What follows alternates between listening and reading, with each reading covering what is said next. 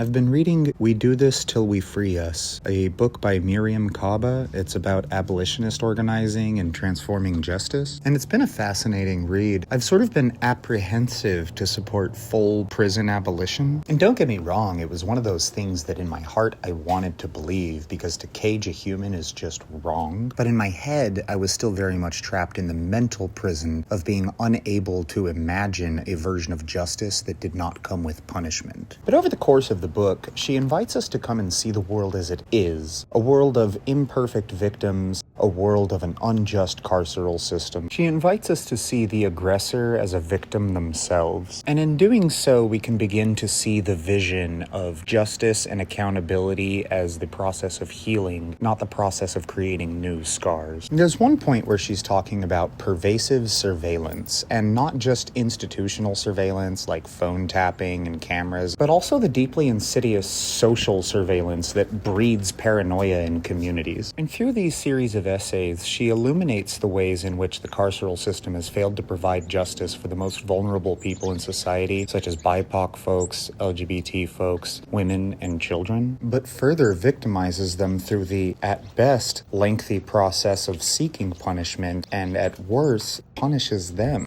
And while the focus is on the disproportionate impact of the carceral system on marginalized communities, the call for abolition comes from the self-evident truth that the prison system is inherently corrosive and destroys the lives of every community that it touches. And I think this is important to keep in mind as we acknowledge that the society we have created is itself the prison. Because there's this idea that, I have to paraphrase, the first cop you defund has to be the one in your mind. Because if your version of accountability is punishment, then you won't be able to have a society that has justice. You will invariably perpetuate the police state. You could tear down the prison, but then everybody would still be a warden. Consider that video that's been going around the last couple of days of that kerfuffle in the San Fransisco restaurant. For a lot of people, it seems that accountability and justice in this scenario not only looks like her being body slammed and then tripped on the sidewalk, all of this to the cheers of everybody in the restaurant, mind you, but also to have recordings of it stitched together into a short film and posted online for tens of thousands of people to laugh and mock, and then she loses her job. But is that really what accountability looks like? Is that really justice? What has this ever done to prevent something like this happening again? If she got so intoxicated that she picked a fight, is there no accountability for who gave her the drinks? She already got a citation and probably banned. Did she need to lose her job? I guess it's a good thing all those citizens were there to observe, report, and deliver justice. Talk about mass surveillance.